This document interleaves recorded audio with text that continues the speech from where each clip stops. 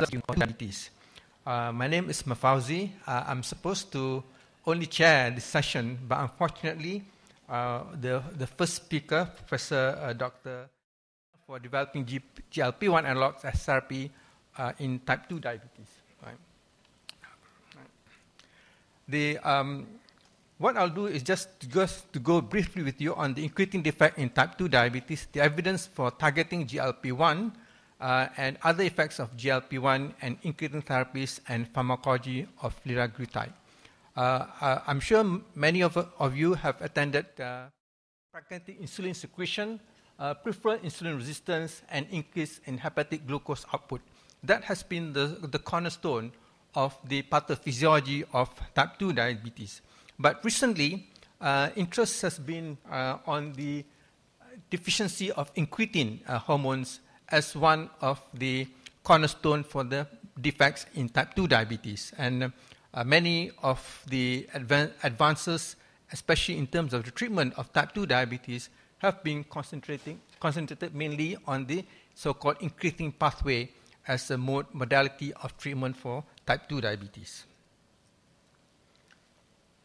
Right. When we talk about incretin hormones, as I'm sure many of us are aware, we're talking mainly of the GLP-1 and the GIP hormones as the major incretins in humans. Right? These are peptide hormones secreted mainly by the distal and the proximal small intestinal mucosal cells. Right? And they're released in response to meal. Okay? GLP-1, I'm sure you've heard, is GLP-1 glucagon-like peptide 1. It's a 30 amino acid protein. It's secreted mainly by the distal ileum and colon and the L cells of distal ileum and colon. Okay? But GIP, also known as the glucose-dependent insulinotropic polypeptide, is a 42 amino acid protein secreted from the K cells, mainly of the duodenum, and this also part of the so-called incretin hormones. And this is the immunohistochemical staining of the endocrine L cells of the ileum, which are stained positive for the GLP-1 hormones. Right. The actions of GLP-1 and GIP, as I'm sure you've heard yesterday from Professor Horowitz, that GLP-1, I'm finding problems with the pointer. It potentiates insulin-induced insulin secretion. It upregulates insulin gene expression. It also upregulates the expression of other genes essential for beta cell function, enhances the beta cell proliferation, survival in animal models, and also isolated human islets. It is known to suppress hepatic glucose output by inhibiting glucagon, and also inhibits gastric emptying. And as we've been made to know that this is also one of the important mechanisms for the weight reduction that you get with the GLP-1 analogs. Right? GIP, the potentiates has similar functions as GLP-1, but slightly different to some extent. It has similar function as far as the glucose-induced insulin secretion is concerned, as far as the upregulating of insulin gene expression and expression of other genes, and also can also enhance beta cell proliferation and islet cell survival. But GIP, unlike GLP, does not inhibit glucagon secretion, and it has minimal effect on gastric emptying.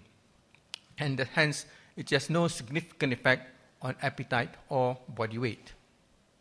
Right? This is something, this slide has been shown numerous times, the so-called the incretin effect, whereby in a person who's being given IV glucose, I'm having problems with the pointer. As you can see in the bottom panel, the level of the amount of insulin that is being released in response to IV glucose is certainly much less compared to glucose that has been given orally, even though the plasma glucose remains identical. Right? And this is what is known as the incretin effect. And this occurs in normal human beings. Right? And up to 70% of the increase in the insulin levels is due to this so-called incretin effect. Whereas in diabetic patients, there's no mouse. Okay, right. For in diabetic patients, you still have a similar effect as far as this is the IV glucose, and this is glucose given orally. You still have the so-called incretin effect, whereby the plasma insulin level is much higher in those when glucose is given orally as opposed to given IV, but the effect, the so-called incretin effect, is very much diminished as compared to a normal person. Hence, one of the pathophysiology of type 2 diabetes is the so-called diminished effect of incretin. Right. Why is incretin, which incretin is important as far as the type 2 diabetes? Is it GIP or is it GLP? This is one study to show in terms of the insulin response to an infusion of either GIP or GLP. Okay? As you can see from this panel, there is minimal increase in insulin in response to GIP infusion, whereas if GLP-1 is given, this is continuous IV infusion of GLP-1, there is a continuous increase in insulin. Okay? So hence, in patients with type 2 diabetes, the response is to GLP rather than to GIP. Right? And the other question is, at what dose of GLP is there this response? Right? So in these two experiments, where healthy individuals and diabetic individuals are infused with so-called physiological doses of GLP. Okay? In normal subjects, there is an increase in insulin when GLP is infused at the physiological range.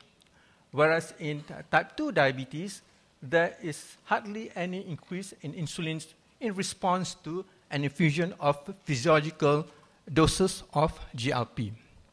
But once GLP is infused at so-called pharmacological doses, 126 picomole per liter, which is about 3 times that of this level, then in these diabetic patients, they are able to respond, mount an insulin response in response to the GLP pharmacological doses of GLP infusion. Hence, in people with type 2 diabetes, they will respond to higher doses of GLP as compared to giving just physiological doses of GLP.